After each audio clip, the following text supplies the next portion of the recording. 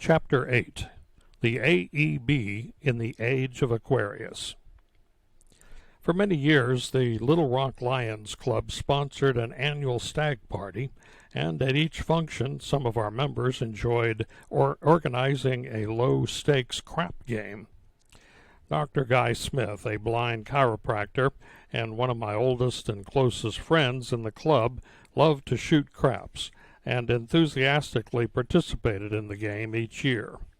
Of course, whenever he threw the dice, one of the sighted members had to tell him the results. One night, upon receiving the dice, Guy dropped them in his pocket and rolled with a pair of brailled dice. Touching the dice at the end of the table, he hollered, "7," and began to collect everyone's money.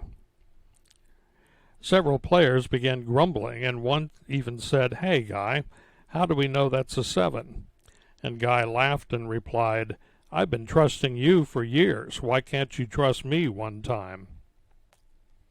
I always thought Guy made a more serious point that evening than he intended. Trust is an important element in any relationship between the blind and the sighted community, and to a large extent, blind people have to trust their sighted friends to assist them in achieving their individual goals. One of the best examples to illustrate this point is the assistance received by the AEB from so many good friends in our efforts to expand our facilities and programs to enable blind people to become responsible and productive citizens. We conducted our first major capital funds campaign in 1959 for the purpose of constructing 4 new buildings on our property at Fair Park and Tyler Streets. We had outgrown the Brack home, and although we only had 22 clients, I believed that in the near future we would need to serve as many as 50 trainees at a time. After contacting the architectural firm of Swaim and Allen, I also convinced our board to hire a landscape architect because I wanted our new site to be attractive. Traditionally, schools and workshops for the blind have rarely been aesthetically pleasing places and have often been described as depressing. In fact, architects even designed some of the first schools for the blind without windows because they assumed blind people would not need any light. Determined that our new facility would run counter to this trend, I wanted an inviting and cheerful place for our future trainees. We encountered our first obstacle in this regard when the landscape architect informed me he thought crowding the proposed buildings on our 2/3 block property would be a mistake. To resolve the problem, I approached our neighbors who owned the remainder of the block and convinced them to sell us their land. This acquisition proved extremely important because we were able to arrange our new buildings so they faced into a spacious center quadrangle with ample open areas on the outside. This arrangement could never have been achieved without utilizing the entire block. Unquestionably, our biggest hurdles in creating the new complex related to the funding of the project. After careful study of various laws in this area, I concluded that our best hope lay in seeking federal assistance through the Hill Burton Act, a post-World War II measure to facilitate hospital construction. The act had been amended to include medical rehabilitation facilities, including some for special disabilities. Under this act, the Arkansas State Health Department administered the fund, and we submitted the proposal for a federal grant. The law provided for a 2/3 matching system, and with that incentive, the 1959 State Lions Convention passed a resolution to raise the needed $150,000 to build the new rehabilitation facility. Jess Odom, a prominent Little Rock insurance executive, headed our statewide fundraising campaign, and Ed Berry acted as our vice chairman. At Ed's insistence, we hired a professional fundraiser from Dallas named Jack McDowell. I called him Jack the Razor, because every time I thought we had received a generous pledge from a wealthy individual, Jack would go back and talk to the person and solicit an additional $500 or more. Frankly, I did not play a major role in the solicitation part of the campaign.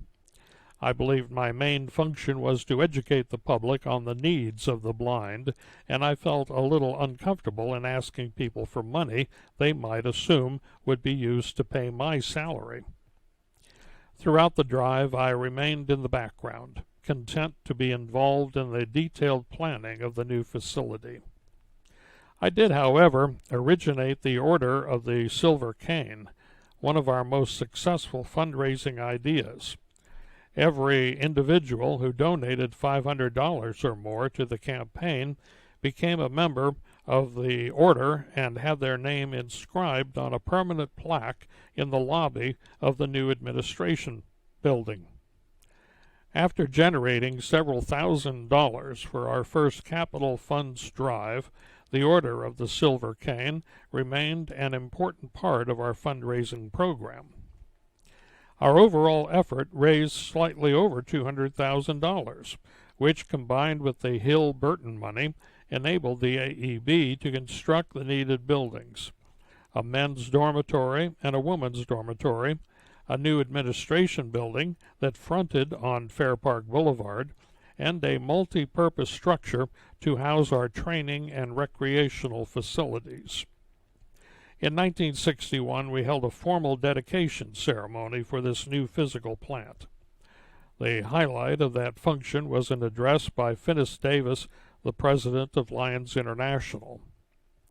What made that day so meaningful to me was the fact that in 1947, at our first dedication, one of the speeches had been delivered by the president of the Little Rock Lions Club, the same Finis Davis.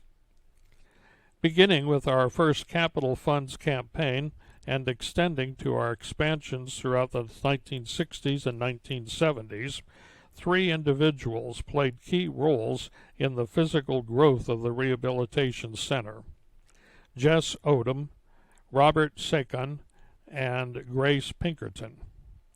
We named our new administration facility the Jess Odom Building in honor of the man who headed our statewide campaign. During the drive, Jess also personally pledged $50,000 toward the construction of the new center.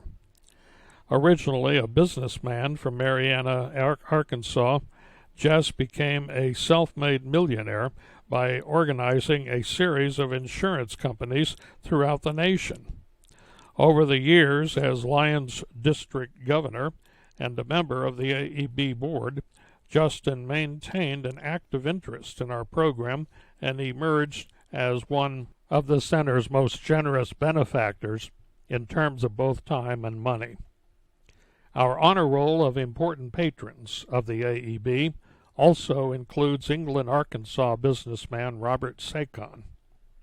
Back in the early 1960s, we sent Bunk Goodrum, who was then one of our staff members, to present a program on the center to the England Lions Club. Mr. Sakon liked the presentation and was impressed with the success of this blind instructor who had finished our program and had later earned a college degree. At the conclusion of the evening, Mr. Sakon asked Bunk if there was any special item we wanted for the center. Bunk candidly told him that we desperately needed a new open-reel tape recorder. Mr. Sakon generously agreed to purchase the machine for us, and after we acquired the recorder, I invited him to come to Little Rock to see how the new piece of equipment helped our trainees. During his visit, I told him about the Order of the Silver Cane and showed him the plaque in the foyer of the administration building. I good-naturedly said that if the recorder, which cost $300, had cost $500, he would have automatically become a member of the Order of the Silver Cane, He laughed and told me how much he admired the program at the center. Then he proceeded to write a check qualifying him for membership in the order. Mr. Sakin's interest in the center grew, and sometime later he was elected to the AEB board. He believed in sharing his money while he was alive in order to see the positive things his wealth could achieve, and toward the end of the decade gave the center $21,000 to help with the cost of the fifth building in our complex. On Sunday, June 15, 1969, we dedicated the Robert Sakin Building, a magnificent three-story structure that housed a work evaluation area, living quarters, a spacious dining room, and a kitchen. Our principal speaker that day, Dr. Douglas McFarland, the Chief of Services for the Blind of the Department of Health, Education, and Welfare, delivered an inspirational address which served as a capstone for the decade of tremendous expansion by the AEB. Mrs. Grace Pinkerton, a former trainee from Liberal, Missouri, provided an important foundation for the era of growth. After losing her sight from glaucoma and suffering through 8 painful operations, Mrs. Pinkerton entered the AEB when she was well into her 60s. Generally, in the early years of the AEB, few people over the age of 40 were referred to the center, but from the beginning, Grace Pinkerton proved to be a special case. For many years, she had served as a distinguished nurse at a hospital in Kansas City, and both the Kansas City Nursing Association and the Missouri Medical Society urged the State Rehabilitation Agency to refer her to our program. A tenacious lady, Mrs. Pinkerton successfully completed her adjustment training at the center, and a few months after she left Little Rock, she sent us a $65 donation. In an accompanying letter, Mrs. Pinkerton explained she had earned the money by selling an article about the Lion's work for the blind in Arkansas to a journal called Nursing Outlook. Mrs. Pinkerton maintained her interest in the AEB, and a few years later contributed over $1,000 for the purchase of some ham radio equipment and over $3,000 to help pay for a van to provide our trainees with readily available transportation. Finally, in 1969, at the age of 77, Mrs. Pinkerton established a trust for the Arkansas Enterprises for the Blind, which totaled over $60,000. In recognition of her philanthropy, we named the women's dormitory Grace Noyes Pinkerton Hall. Pinkerton Hall has provided a genuine inspiration to our incoming trainees when we explained to them that the dormitory is named after a former trainee who built the foundations for her own new life at the AEB. During the 1960s, we did not limit the expansion of our physical plant to the construction of new buildings. In 1966, we purchased a private residence at 5321 West 29th Street, diagonally opposite the southeast corner of our new complex. By converting the home into a housekeeping cottage for 6 female trainees, we expanded the center's capacity and provided a comprehensive housekeeping program for the women who expected to resume their roles as homemakers after leaving the center. By the end of the decade, the men's dormitory and the main training building remained unnamed, so I suggested to our board that the training facility on Tyler Street should be named for Ed Barry because of his leadership in the early days of the center and his years of devoted service both to the AEB and Lions International. Because of a previous out-of-town commitment, I missed the next board meeting when the question would be considered. Upon my return, Board President Jess Odom informed me that the members of the board had accepted my recommendation and voted to name the training building for Ed. Jess also told me that the board felt that my years of service to the AEB deserved equal recognition and had voted to name the men's dormitory Kumpe Hall. By 1974, the AEB's annual operating budget exceeded $1 million, and the center employed over 90 professional and support staff. While we certainly had come a long way from our beginning in 1947, I recognized that unless we continued to expand, we would soon outgrow our facility. I urged the board to explore the possibility of securing another grant under the Hill Burton Act for the construction of some additions to our building complex. I proposed a $1 million campaign drive to raise the necessary matching money to build 3 new buildings, and Dr. Jim Fowler, a local dentist and our new board chairman, enthusiastically embraced my idea. During the installation ceremonies for the new board officers in June 1974, Dr. Fowler challenged the board and the Lions in general to undertake the $1 million expansion program. My relationship with Jim Fowler went back to 1967 when, as Lions District Governor, I appointed him to the position of Zone Cap Chairman. He was a past president of the Little Rock Founders Club and became a conscientious member of my cabinet. An ambitious man, Jim rose quickly through the ranks of Lionism, serving as district governor, an international board member, and eventually the 3rd vice president of Lions International. When Jim became the president of the organization in 1983, he was the 4th man who started his Lions career in our state to be elected to that high office, an unusual honor for a small state like Arkansas. The other presidents with Arkansas backgrounds were Ed Berry, Finis Davis, and Earl Hodges. Jim's career in the Lions movement, of course, received a strong boost from the outstanding job he did as the chairman of our $1 million expansion fund campaign. We needed the money from the expansion drive to implement a 3-phase building program. The first phase called for the construction of a 3-level, 15,000 square foot building to be located on the northeast corner of the campus. This facility would connect the training building and the women's dormitory and feature an enlarged physical conditioning area, a snack bar, office space for our psychosocial services, a mobility office, and a library.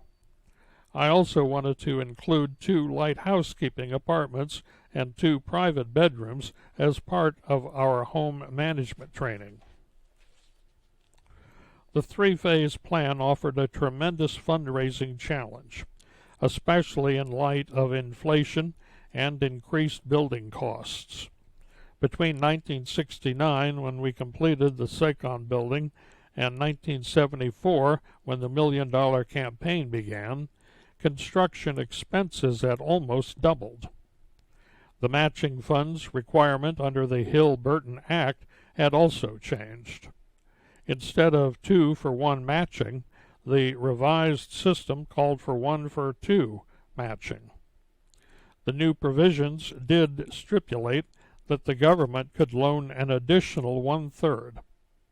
In other words, we had to raise 1/3 of the money ourselves, the second third would be covered under the grant, and the last third would be borrowed at 3% interest over an extended period of time. Because of the ambitious nature of the $1 million campaign, we turned to a funding source that the AEB had never used before. During a visit to the Lions Club project in Alabama, Dr. Fowler noticed that the Lions in that state sought financial aid from the legislature, and during his stay the governor presented the Alabama Lions with a check for $250,000 in state funds. When Dr. Fowler returned to Arkansas, he launched a campaign to acquire the same kind of legislative support for our program in Arkansas. a former state senator, he discussed the matter with his numerous friends in the Senate, and eventually Senator Max Howell of Jacksonville drew up a bill and agreed to sponsor the proposed legislation. In the meantime, we met with Governor David Pryor and explained our program and what we hoped to accomplish with our expansion campaign. Governor Pryor liked the project and agreed to sign the bill as soon as the measure cleared the legislature. In April 1975, the governor signed into law Act 172 of the Arkansas Legislature, appropriating $250,000 in matching funds for the AEB's $1 million expansion program. This act was the only time we ever asked the legislature for an appropriation. One sidelight of our experience with Act 172 was that Governor Pryor became interested in the center. He participated in our groundbreaking ceremonies and delivered a speech to our trainees at one of their monthly banquets.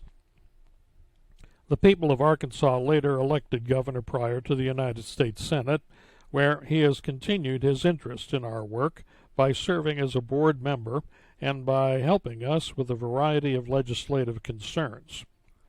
His effort on our behalf have been matched by Arkansas senior United States Senator Dale Bumpers, whose interest included serving a term on our board of directors.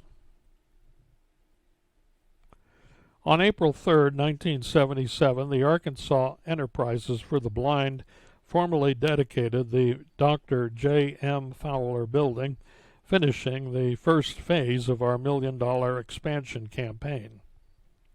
At my invitation, Candy Rydell returned to Little Rock to entertain our guests at the dedication ceremony, and Joe Purcell, the Lieutenant Governor of Arkansas, delivered the major address. The Fowler Building marked the completion of our central complex, 6 buildings in a square, with 4 of them joined together in a U-shaped configuration with the administration building at the top of the U on Fair Park Boulevard. To the people who have been a part of our program since its inception in 1947, each one of those buildings represented much more than structure of brick and mortar. Each one symbolized the service and sacrifice of the individuals whose names denote each building: Jess Odom, Robert Sacon, Grace Noyes Pinkerton, Dr. Jim Fowler, Ed Berry, and gratefully Roy Kumpe. One of the nicest surprises that resulted from these capital fund campaigns was the inadvertent acquisition of a trademark for the AEB Rehabilitation Center.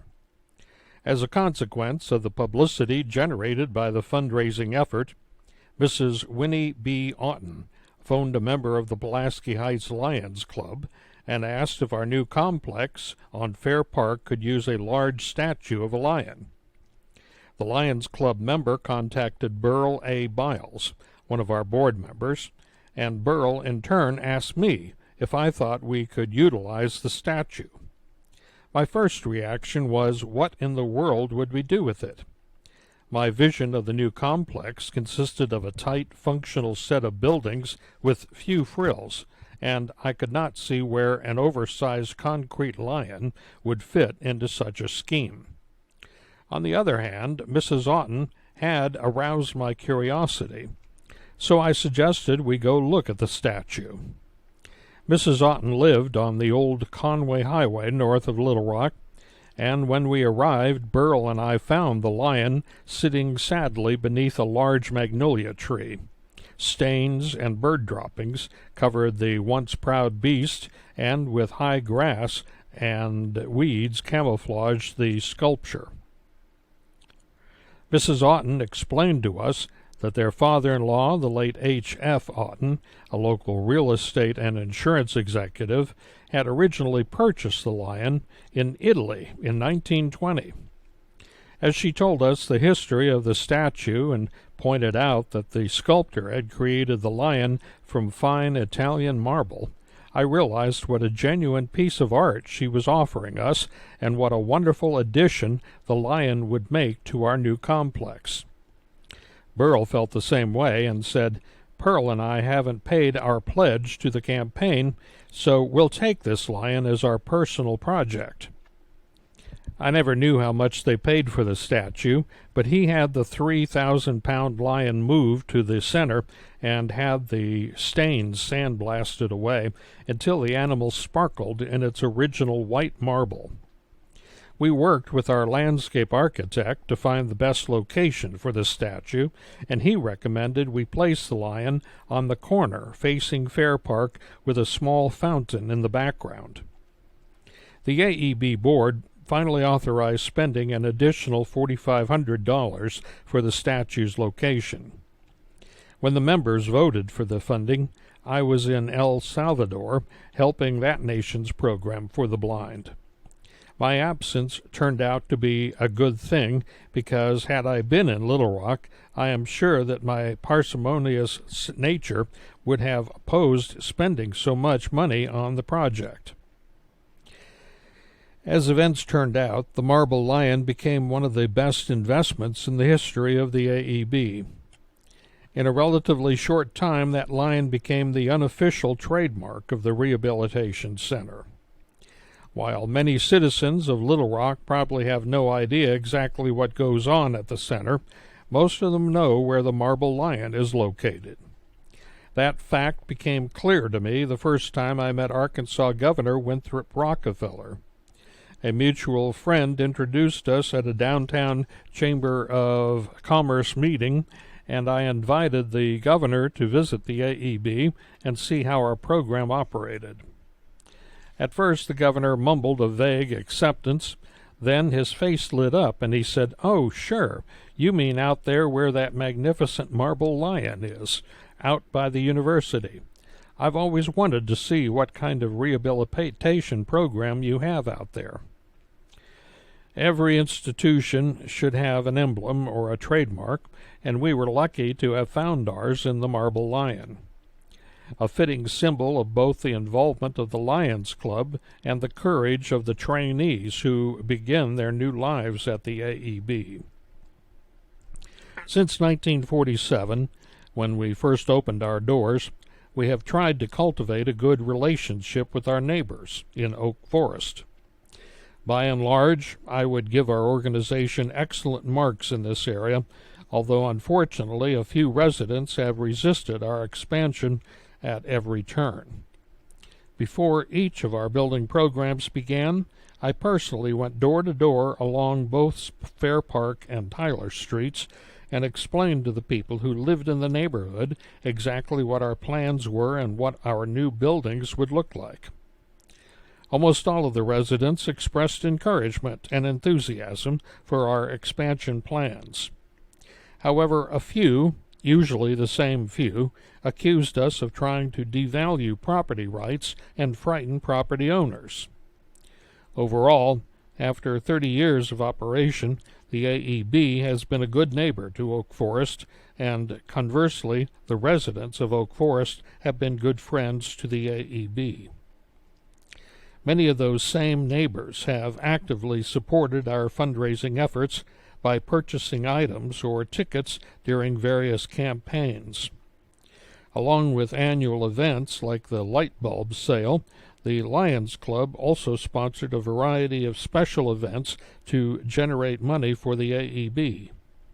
For example, in 1963, Governor Orville Faubus issued a special proclamation designating November 9 as Arkansas Lions Day. Lions from throughout the state gathered in Little Rock for several activities, including the Lions Bowl football game between the University of Arkansas freshmen and the University of Wichita freshmen. The Lions donated the proceeds of the event, over $10,000, to the AEB for our general fund. In 1975, the Lions sponsored another football game, the Bicentennial Bowl, matching Henderson State, the Arkansas Small College champion, against East Central Oklahoma State, the champions of Oklahoma's Small College Conference. Again, the Lions contributed the funds raised from the event to the AEB. On that occasion, the money went into the $1 million expansion campaign and helped finance our building program. 3 years before the Bicentennial Bowl, we had another successful fundraising activity centered around a sports theme. The AEB received the gate receipts from the Lions Charity Golf exhibition at Hot Springs Village. The match included some of the biggest stars in the Professional Golfers Association Tour: Lee Trevino, Miller Barber, Dutch Harrison, and Pete Fleming. Over 2,500 spectators purchased $5 tickets to see these stars perform and help the Rehabilitation Center at the same time. Not all of our fundraising efforts have been statewide affairs featuring celebrities or sports events. Over the years, local Lions Club throughout the state have supported a variety of activities in their communities to raise money for the center. From all over Arkansas, I recall dozens of pancake suppers, spaghetti suppers, Halloween candy sales, radio auctions, gospel singing events, broom sales, white cane days, turkey shoots, raffles, and even an annual rabies clinic. The Lions of Arkansas donated thousands of hours to these undertakings, and without their support, the center would never have been able to grow as it has over the past quarter of a century. Recently, our efforts to raise money for the AEB have centered on long-range giving.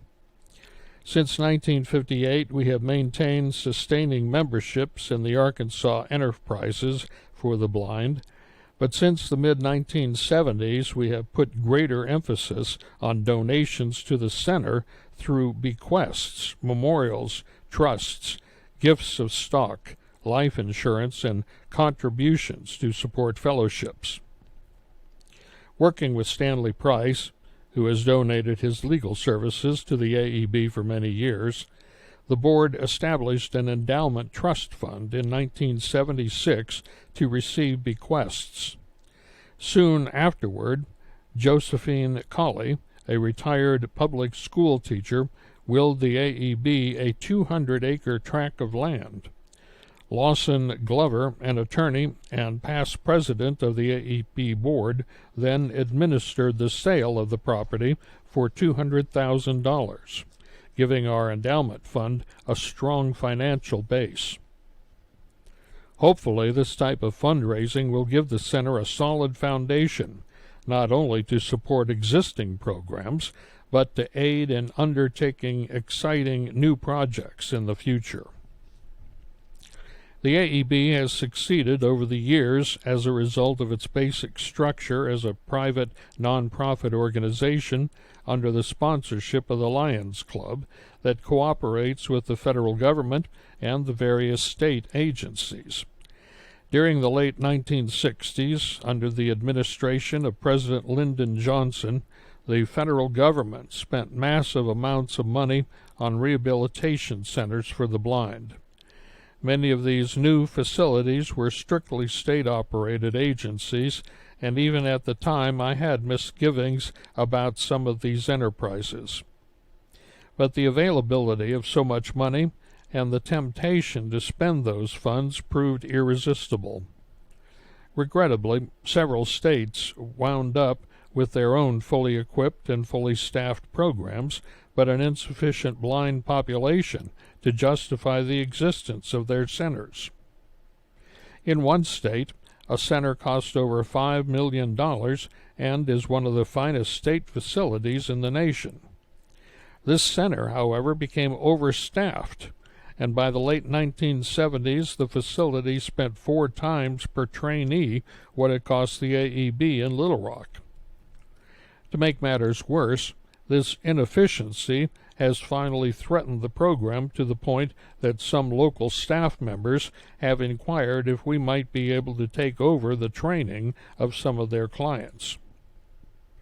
The unique AEB concept has been copied by several facilities in the United States and throughout the world. The idea of training the whole person rather than stressing only vocational rehabilitation has proven successful, as have our efforts to combine the resources of state and federal agencies with local civic clubs to help blind people help themselves. In an age of increasing frustration with bureaucratic red tape and inefficiency associated with state-run programs, I would proudly offer the AEB project as an alternative model for accomplishing social goals. During the 1960s and 1970s, along with expanding the center's physical plant, I was active in the movements to restructure state government to aid the blind. Although we had abandoned the idea of a separate agency for the blind in the early 50s, as a result of the controversy with the rehabilitation counselors, by the early 1960s, it was apparent that blind people were still not getting their fair share of rehabilitation funds. Thus, in 1965, I suggested that instead of pushing for a separate agency or commission for the blind, we try to promote a bill establishing a separate division in the Education Department. Since the early conflict, Ashley Ross has died and had been succeeded as Director of Vocational Rehabilitation by Don Russell. Although 34 states already had separate divisions for the blind, Russell vehemently opposed all efforts to establish such a system in Arkansas. I had hoped that by asking for a division rather than a separate agency, the education lobby would not contest the change. Russell, however, felt threatened by the proposed legislation and vowed to do everything possible to prevent passage of the bill. At one point, he even spoke to the AEB board and accused me of being a disruptive influence in the work for the blind in the state. Despite Russell's opposition, we proceeded with our plan. We conducted a survey which revealed that a majority of the members of the Arkansas Legislature were Lions Club members. Under the direction of Burl Biles, we circulated our proposal, discussed it, and recruited legislators to our cause. Finally, the bill passed the legislature, received the governor's signature, and became law. And after 26 years, Arkansas had a separate division to serve the blind. During the first year of operation under the new system, we doubled the number of blind people served, proving the point I had been trying to make for years, that under the general rehabilitation program, the blind had not been receiving their fair share of the rehabilitation dollar. Sadly, in 1970, under Governor Dale Bumper's governmental reorganization program, the separate division was abandoned, and the programs for the blind were placed in the Department of Human Services. In 1975, though, we sponsored another bill creating the Office for the Blind and Visually Impaired, which again gave the blind people of the state an autonomous division, this time under the Commission for Rehabilitation. Under this system, the newly created Office for the Blind could not be merged with other offices by executive order, but only by another act of the legislature. I couldn't be more pleased with the new system. I had been the first and, for a while, the only full-time employee who worked to aid the adult blind in Arkansas. Now there were over 200 full-time workers in the state employed by the various public and private agencies, offering the blind people of Arkansas a wide variety of needed services. Along with these important changes in the structure of state government and the increase in workers for the blind The 1960s and 1970s were decades of tremendous physical growth for our rehabilitation center.